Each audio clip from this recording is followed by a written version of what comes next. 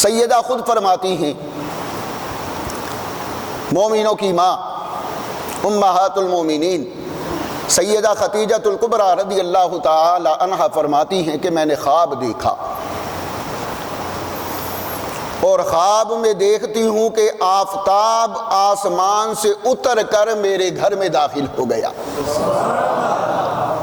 اور اس کی روشنی اتنی پھیلی کہ پورا مکہ میں کوئی گھر ایسا نہ رہا جو اس کی روشنی سے روشن نہ ہوا ہو۔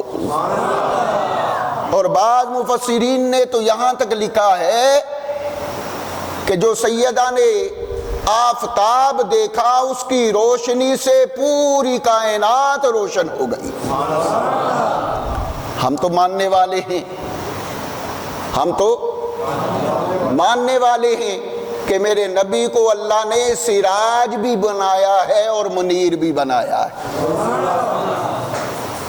اور سراجن منیرہ کا تذکرہ قرآن کے اندر موجود ہے۔ اللہ اپنے نبی کو سراج بھی فرماتا ہے اور منیر بھی فرماتا ہے۔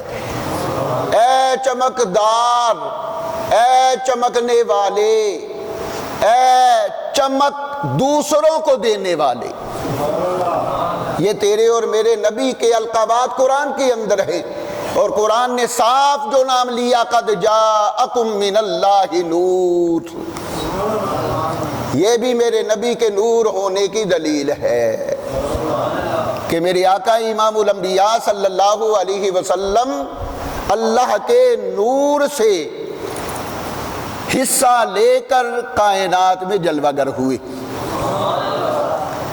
اگر اسی کو لے کر چلوں گا تو بات پھر لمبی ہو جائے گی، لہذا سیدہ فرماتی ہیں کہ اس کی روشنی جو پھیل گئی تو میں بڑی خوش ہوئی کہ میرے گھر میں سورج اتر آیا۔ اللہ اکبر، خواب سے بیدار ہوئی تو آپ کے چچا زاد بھائی تھے ورقہ بن نوفل، جو معبر بھی تھے اور پچھلی کتابوں کے عالم بھی تھے۔ ان کے پاس گئیں اور جا کر پوچھا خواب کی تعبیر معلوم کرنے کے لیے کہ میں نے یہ خواب دیکھا ہے۔ تو حضرت ورقہ بن نوفل جو کہ بعد میں ایمان لے آئے تھے، یاد رکھنا، اور سب سے پہلے صلاح خان بھی میرے نبی کے حضرت ورقہ بن نوفل ہے۔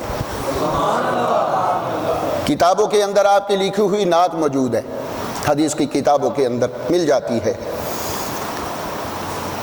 انہوں نے جب خواب سنی تو تعبیر بتاتے ہوئے کہا کہ اے میری بہن سیدہ خدیجہ، تجھے مبارک ہو کہ تیرا خاوند نبی آخر الزماں ہوگا۔ سیدہ خدیجہ الکبریٰ سلام اللہ علیہا نے پوچھا کہ وہ نبی کس شہر میں ہوں گے؟ تو بتایا گیا مکہ مکرمہ میں۔ پھر پوچھا کس قبیلے سے تعلق رکھیں گے؟ بتایا قبیلہ قریش ہے۔ کہا قریش کی کس شاخ سے وہ دنیا میں جلوہ گر ہوں گے؟ فرمایا بنو ہاشم سے۔ پوچھا ان کا اسم گرامی کیا ہوگا،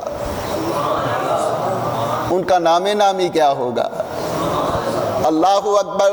حضرت ورقہ بن نوفل فرمانے لگے وہ نام کائنات کے اندر محمد ہوگا، اور عرش پر ان کو احمد کہہ کر پکارا جائے گا۔